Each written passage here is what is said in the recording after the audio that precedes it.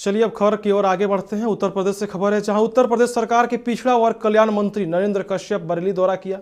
उन्होंने पार्टी कार्यालय में नेताओं के साथ संगठन की मजबूती पर चर्चा की। मंत्री नरेंद्र कश्यप ने कहा कि सपा मुखिया अखिलेश यादव पर हमला बोलते हुए कहा है कि अखिलेश यादव ट्विटर पर खेलने और अनावश्यक बयानों पर ज्यादा ध्यान दे रहे हैं और योगी जी की सरकार में सरकार और बुलडोजर दोनों साथ साथ काम कर रहे हैं।